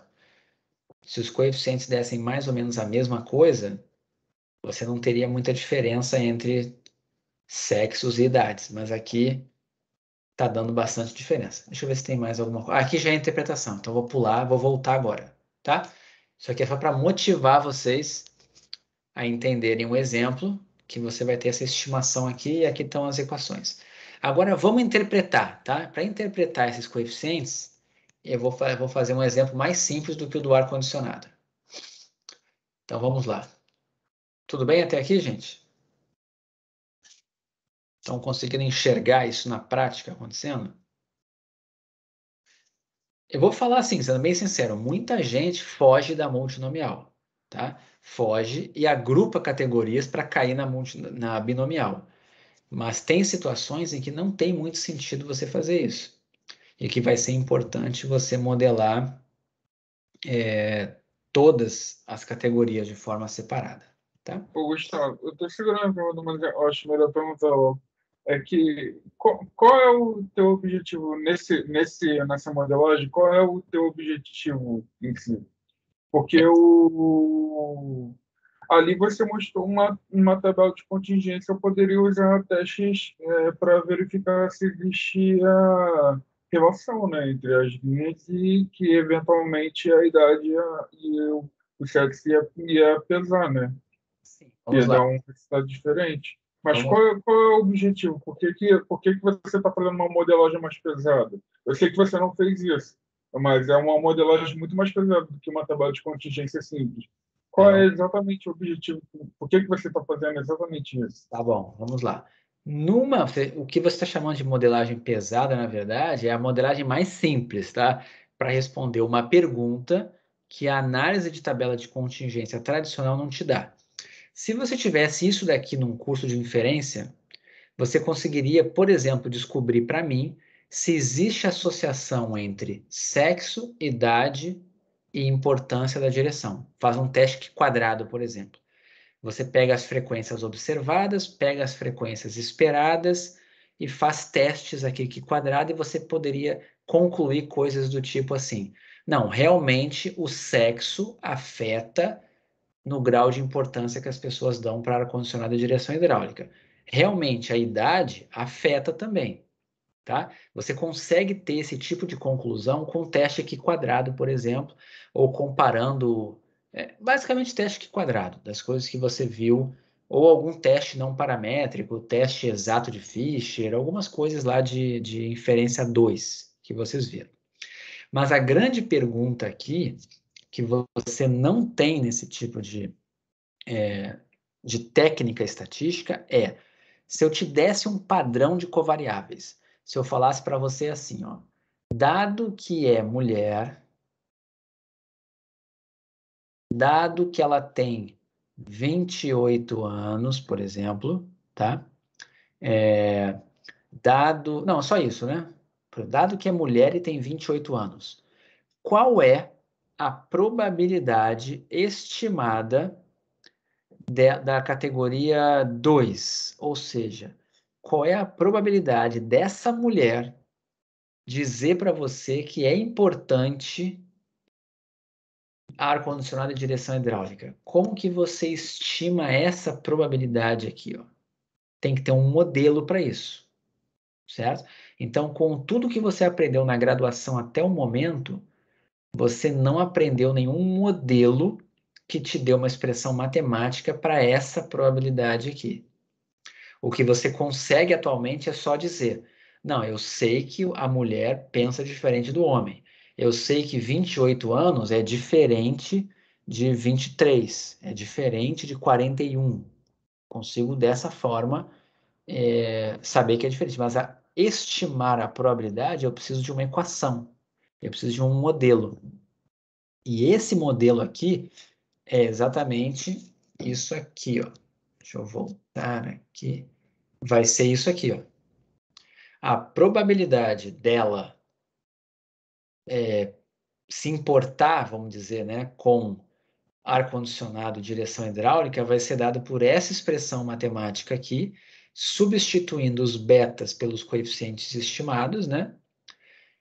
E o padrão de covariáveis, é dado que é mulher, dado que tem 28 anos, vai ser os valores de x aqui, vai dar a probabilidade. Então, isso aqui é um modelo. É basicamente isso. Você não teria como fazer isso aqui em nenhum outro modelo que você aprendeu na graduação até o momento. Tá? É para isso que serve, para estimar essas probabilidades aqui. Ok? Então, no caso lá de tabela de contingência, eu teria, por exemplo, a proporção dentro das entradas, mas nesse daí eu vou ter uma resposta condicionada ao dado que eu tenho, que eu quero analisar na hora, né? Isso, a grande questão é, dado o padrão, qual é a probabilidade? Certo? Tudo bem que quando você tem uma tabelinha 2 por 2, né? Se você tivesse assim, ó, se importa ou não se importa? Então, vamos botar aqui, né? Importância. 1 é se importa, 0 é não se importa. E aqui é o sexo. 1 é masculino e 0 é feminino. Vamos imaginar que você tivesse isso aqui, tá? Você, com essa tabelinha aqui, você consegue estimar uma probabilidade, né? Você poderia ter aqui, ó, A, B, C e D. E aí eu teria aqui, né, A mais B, aqui C mais D. Então, qual é a probabilidade de uma mulher... Assim, vamos pensar assim, ó, dado que é mulher, qual é a probabilidade dela se importar com ar-condicionado e direção hidráulica? Você poderia fazer isso aqui dessa forma aqui, ó. C sobre C mais D. Essa seria a forma simples que você Sim, conseguiria fazer. Mas aí eu pergunto, qual é a margem de erro disso aqui? Né? Você não tem, eu tenho uma estimativa pontual, que eu peguei aqui, né? Dado que é mulher, qual é a probabilidade de se importar? C sobre C mais D. Mas qual é a margem de erro? Se eu tivesse mais categorias, como é que fica se eu meter uma variável contínua aqui no meio, certo? Então, essa probabilidade aqui, ela vai acabar batendo com a probabilidade fazendo a regressão logística multinomial, num exemplinho simples como esse aqui. Mas a regressão logística multinomial te dá uma ferramenta para calcular a margem de erro, para colocar quantas variáveis você quiser, e sem você precisar ficar analisando uma tabela de contingência. Essa aqui funcionou porque eu só tenho duas categorias, mas se você começar a colocar mais variáveis aqui, vai ficando mais complexo chegar nessas expressões aqui. Mas você até consegue, eu concordo com você, mas não, você não tem a margem de erro, tá? Você teria que pensar numa maneira de incorporar margens de erro aqui. Então, um modelo, vamos imaginar assim, de alguma coisa de machine learning, tá? Que não está preocupado, machine learning não está preocupado com a distribuição por trás, não está preocupado com margem de erro, né? Você poderia programar de uma forma que ele estimasse essas probabilidades aqui, fazendo várias tabelas de contingência internas, e ele te daria essas probabilidades estimadas aqui, certo? Mas é diferente de você utilizar um modelo estatístico para isso e no final me dar uma margem de erro. Isso é significativo? Isso não é significativo? Como é que fica? Quais as variáveis que você tiraria do modelo? Quais que você colocaria? Coisas que aqui você não conseguiria enxergar. Se isso aqui ficasse com muitas covariáveis, o olho já se perde, você não consegue mais. Mas eu concordo com você. Tem como, em machine learning, estimar a probabilidade, sem margem de erro. E tem como fazer um teste estatístico, como, por exemplo, o teste Q-quadrado, para descobrir se essa relação aqui é significativa ou não. Mas aí você não tem a margem de erro para cada probabilidade. Você só consegue dizer assim, tem diferença entre homens e mulheres, tem diferença. Eu consegui mostrar que tem evidências disso, mas eu não sei qual é a probabilidade. Respondi? Respondeu sim, obrigado. Tá bom. Vamos lá. Vamos voltar. E agora eu vou fazer um exemplinho para a gente tentar interpretar a razão de chance. Eu já tinha dado para vocês a dica de como interpretar a razão de chance, né? Fazendo aquela razão. Vai ser a mesma coisa aqui, tá? Só que agora vai ter essa coisa da variável de referência. Então vamos pensar um exemplo aqui, ó. Considere uma variável resposta nominal com J categorias, sendo que a primeira categoria é a de referência. Então é o padrão aqui para facilitar a nossa vida, tá? Imagina que só tem uma variável explicativa. Essa variável explicativa, ela é 1 quando tem um fator de exposição e 0 caso contrário. Então poderia ser assim, fumou e não fumou, tá? É 1 quando fumou, 0 quando não fumou, certo? Então é um fator de exposição. É 1 se sofreu radiação, 0 se não sofreu, tá? O que importa é que é uma variável explicativa. 1 é quando tem o fator e o outro é quando não tem. Como que vai ser feito a razão de chances? Então vamos lá. A razão de chances de ocorrência da categoria J para a presença do fator em relação à ausência do fator, em comparação com a categoria de referência J igual a 1, será dada por. Então, se você olhar o que está aqui, ó, dê uma olhada nesse numerador aqui. Ó.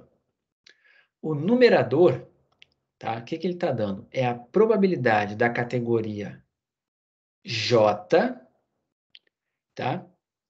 Peraí, eu tenho uma ideia.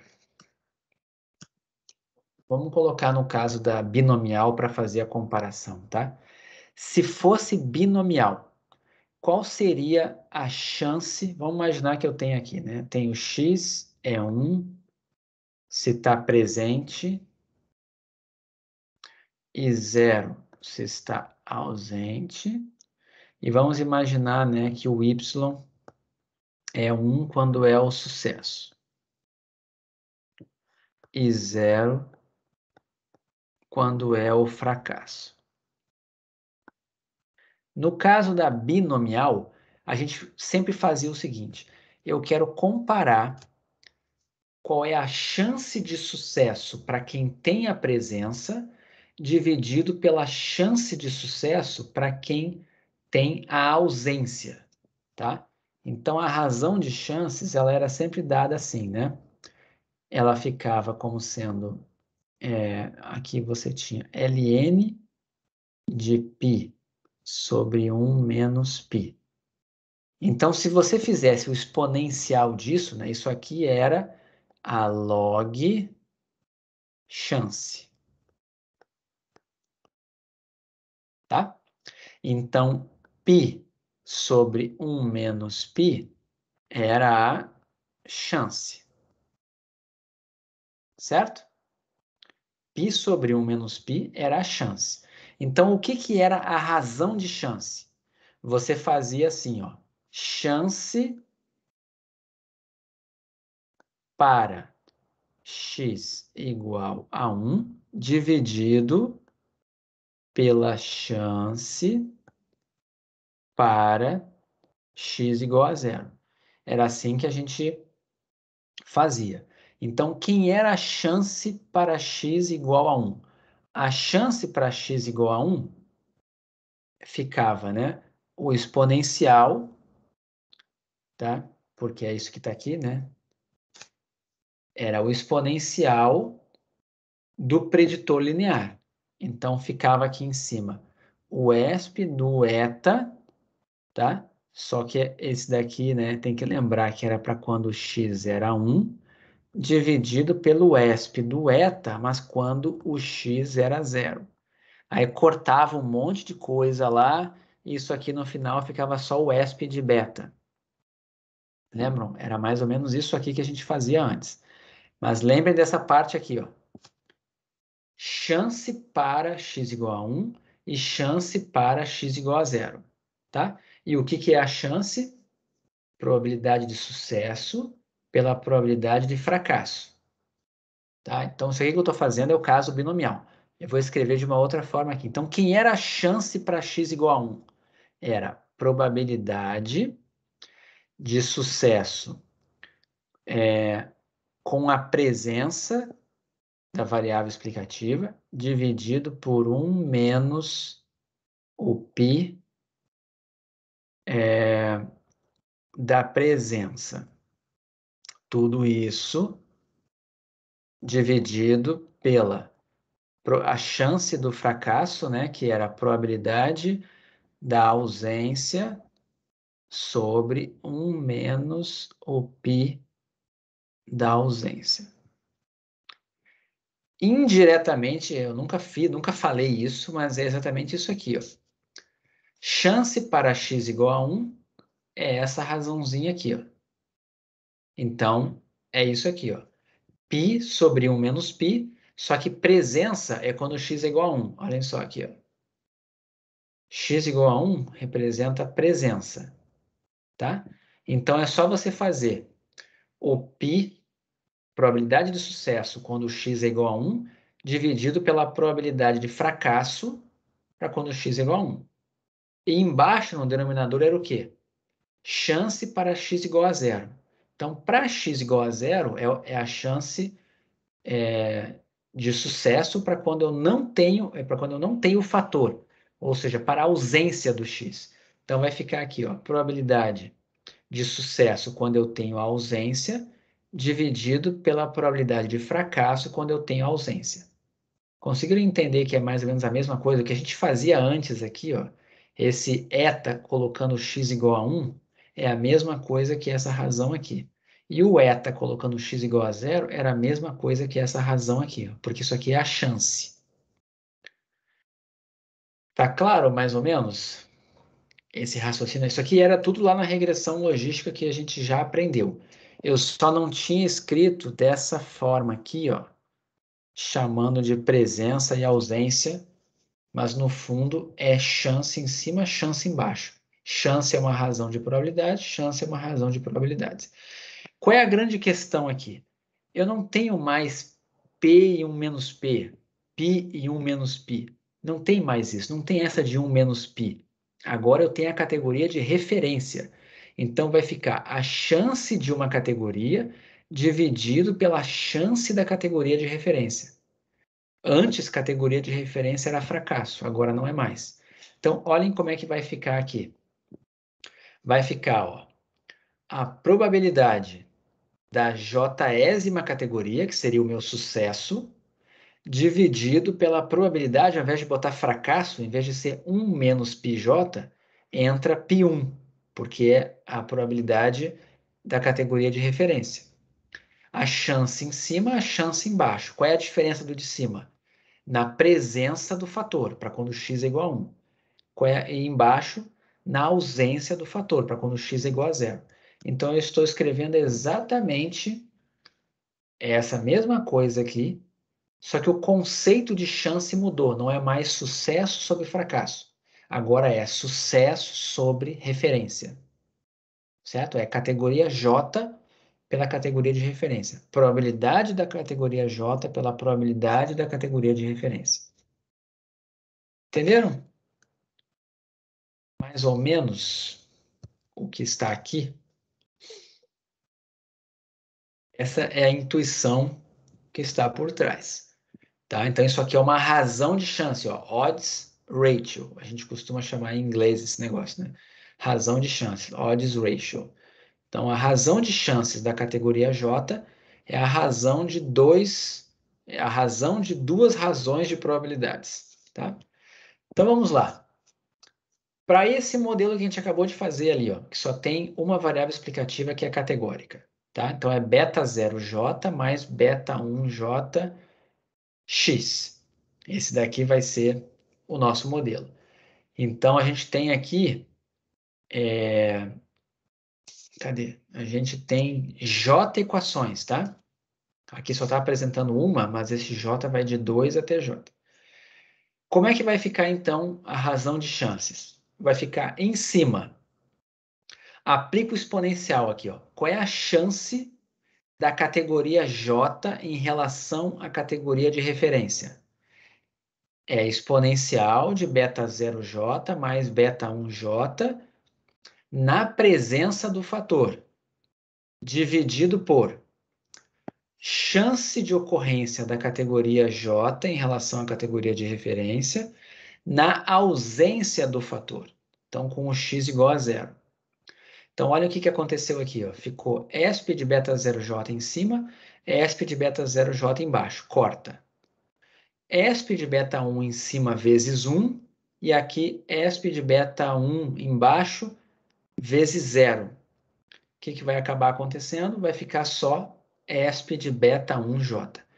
Então, o que significa ESP de beta 1J? É exatamente a razão de chances da ocorrência J em relação, na presença, em relação à chance da categoria J na ausência.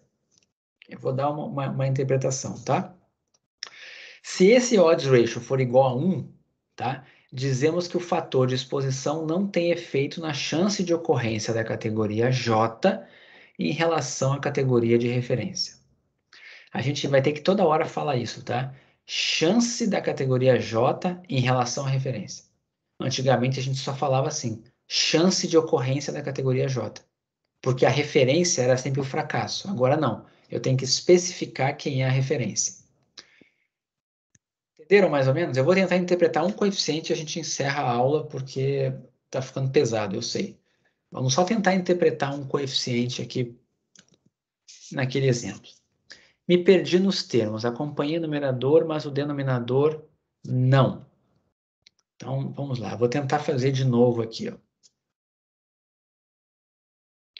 Vamos pensar, vamos tentar traduzir, né? Vamos pensar no... Vou fazer um exemplo mais simples aqui, tá? Vamos pensar no caso do Covid. Antes de ir para aquele exemplo dos carros lá. Covid. Vamos imaginar que a variável resposta tem 3 categorias.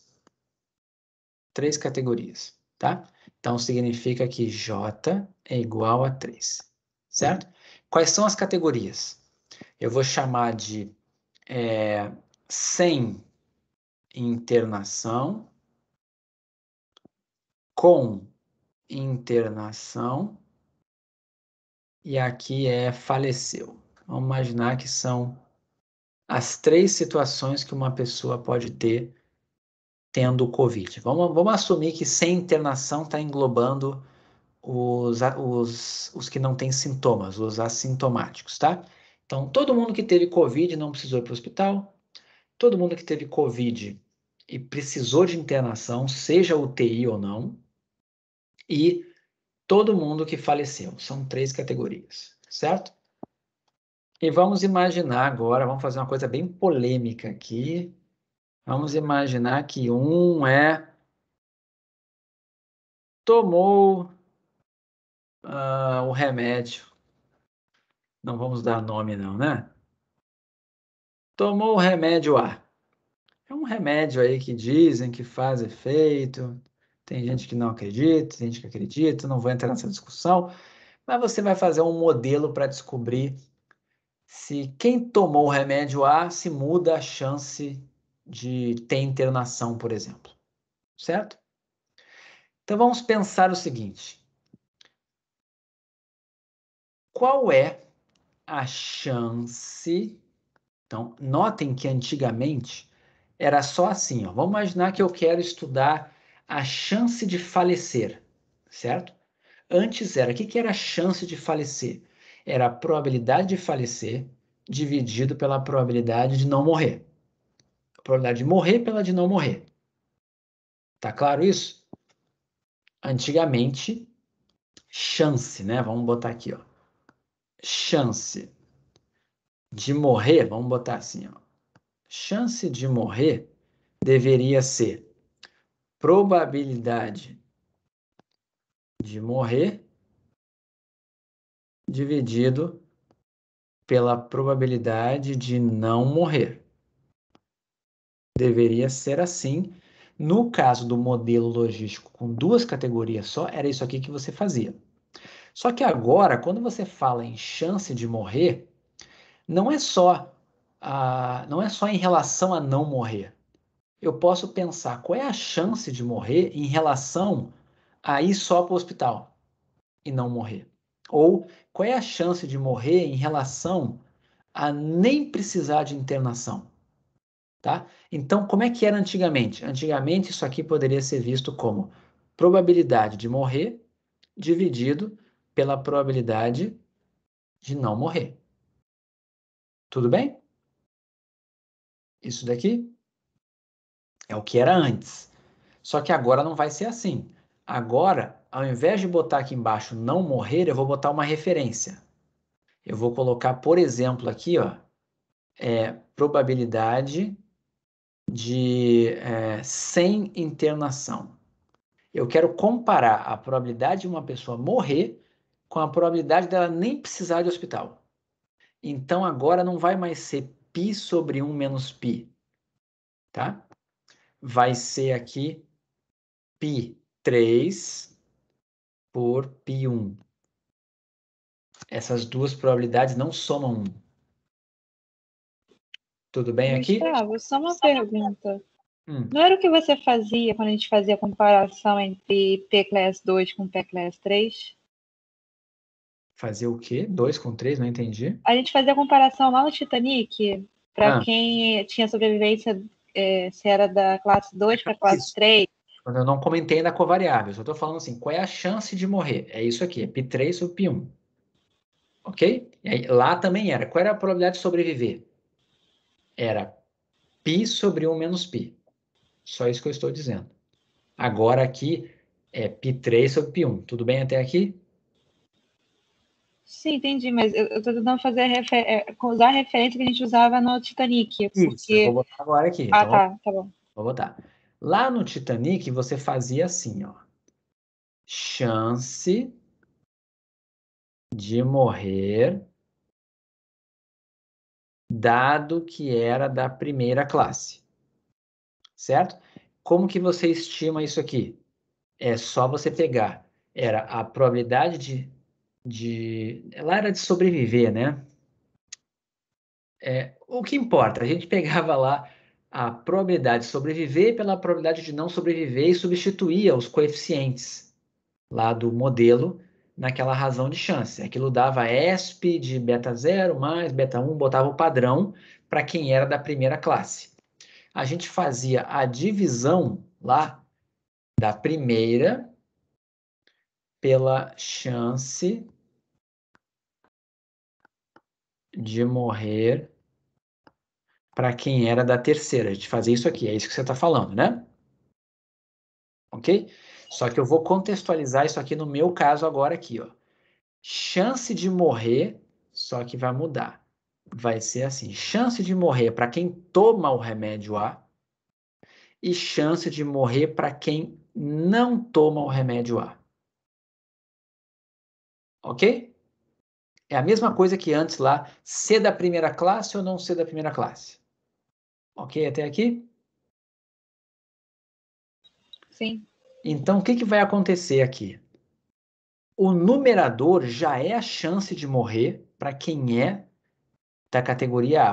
Desculpa, quem é da categoria A não. Para quem tem a variável explicativa sendo igual a 1, para quem toma o remédio A. Então, você tem que pegar isso aqui, ó. Qual era a chance de morrer? A chance de morrer é π3 sobre π1. Então, isso aqui vai ser π3 para quem toma o remédio sobre π1 para quem toma o remédio A. Tudo isso dividido por... Aí agora vem aqui. Chance de morrer para quem não toma o remédio A. Então vai ser... Essa é a chance de morrer qualquer. Mas para quem não toma o remédio A, vai ficar π, chance de morrer para quem não toma, dividido, né, pela probabilidade a de referência, né, que era de nem ir para o hospital, para quem não toma. A única diferença desse que eu estou mostrando agora aqui para o lado do Titanic é que no denominador era 1 menos o que estava em cima. Então seria, no caso, π3 sobre 1 menos π3. E aqui seria π3 sobre 1 menos π3. A diferença é que agora eu não posso mais pegar o complementar embaixo. porque ele não representa mais o fracasso. Não tem mais essa de sucesso mais fracasso igual a 1. Agora eu tenho várias categorias. Eu tenho 3 categorias. A soma das 3 é que dá 1. Certo? Não é a soma de 2 que dá 1. Então eu tenho que fazer chance de morrer em relação a chance de morrer em relação a nem precisar ir para o hospital para quem toma o remédio A, dividido pela chance de morrer em relação a quem nem vai para o hospital para quem não toma o remédio. Entendeu? Era isso que a gente fazia antes. E esse aqui de cima, o que que dava? O que que é esse aqui de cima? Essa chance aqui, ó, era aquele ESP de beta 0 mais beta 1. Aí no lugar do X, como esse daqui, ó, toma o remédio A, no lugar do X vai ficar X igual a 1. No denominador ficava X igual a 0. Entendeu? Sim, entendi. Então, no numerador, é a chance de morrer em relação a quem não vai para o hospital para quem toma o medicamento A. Isso. Tá. Antigamente, a gente não precisava falar essa palavra em relação a quem não vai para o hospital. Se fosse uma regressão logística tradicional, que é só morreu ou não morreu de Covid, seria chance de morrer tomando o remédio A em relação, né, à chance de morrer não tomando o remédio A. Agora eu sou obrigado a dizer chance de morrer em relação a nem ir para o hospital para quem toma o remédio A, em relação à chance de morrer em relação a quem não vai para o hospital para quem não toma o remédio A.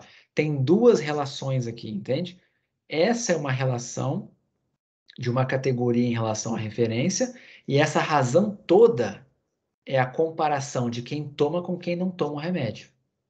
Então, no numerador, é covariável igual a 1. No denominador, covariável igual a 0. Certo? É a mesma coisa que era antes. A única diferença é que esse π1 antes não era π1, era 1 menos π. Certo? Só isso que mudou. Acho que eu botei aqui em cima em azul. Aqui, ó. Antes era assim, ó. Ó, em cima, a chance, né, de ocorrer lá o evento era a probabilidade de ocorrer o evento pela probabilidade de não ocorrer o evento, quando a covariável é 1, e embaixo, probabilidade de ocorrer o evento pela probabilidade de não ocorrer o evento, quando a covariável era 0. E essa aqui de cima era o ESP do eta, com x igual a 1, e essa de baixo é o ESP do eta, com x igual a 0. Ok? Conseguiu acompanhar aqui? Sim, obrigadinho. Sei que a aula está quase acabando, mas eu queria interpretar um coeficientezinho só aqui. Se conseguisse pegar um coeficiente, vamos lá. Vou pegar só um, tá, gente? Vou pegar aqui, ó, o beta 1, 2. Vamos lá. Beta 1, 2. Esse ESP, desculpa, esse menos 0,388. Faz o ESP dele. Faz o exponencial dele. Deu 0,68. Lembrem como é que a gente interpretava um exponencial de 0,68? Era 32% menos chances, lembram? 32% menos chances. Então, como é que vai interpretar isso aqui? Ó? Isso aqui está na equação de importante versus sem importância. Então, esse 0,68 aqui vai ser interpretado dessa forma aqui. Ó. As chances de atribuição do grau importante para homens, ou seja, quando a variável explicativa assume o valor 1, são 32% menores do que para as mulheres em relação ao grau pouca ou nenhuma importância. Tá? Então, eu estou comparando importante com pouca ou nenhuma importância e estou comparando homens e mulheres. Então, nessa comparação de importante com pouca ou nenhuma importância, os homens têm uma chance, né, de falar importante 32% menor do que as mulheres. Certo? Em relação a pouca ou nenhuma importância. Agora, vamos ver um outro aqui. Cadê o... Eu vou pegar o beta, a comparação aqui, o beta 1, 2, vamos comparar com o de baixo. Beta 1, 3. E aí a gente encerra, tá? Então, o beta 1, 2 é homens na comparação importante com sem importância. Qual é o beta 1, 3? É homens na comparação de muito importante com nenhuma importância. Nesse caso aqui, ó, deu 0,44, que é 56% menor. Então, olha só, vamos ver se tem aqui o beta 1, 3. Aqui, ó, beta 1, 3. As chances de atribuição do grau muito importante para homens são 56% menores do que para as mulheres em relação ao grau pouca ou nenhuma importância. Tem que sempre dizer quem é a referência. Conseguiram ver a diferença? Antes era 32% menores e agora é 56% menores. Por que é diferente? Um é a relação de importante com nenhuma importância e o outro é a relação de muito importante com pouco ou nenhuma importância. Eu volto nisso aqui na próxima aula. A gente faz a interpretação de todos eles, eu mostro a razão de um pelo outro, para ficar um pouco mais fácil. Mas essa é a cara das interpretações que você vai ter, tá? No modelo logístico multinomial. Tá bem? Então, assim, o mais importante é isso aqui, ó. Guarda isso aqui, isso aqui. Você vai ter J menos uma equações e vai ter que aprender a interpretar falando quem é a referência. Essa que vai ser a grande dificuldade. O resto é tudo igual à regressão logística.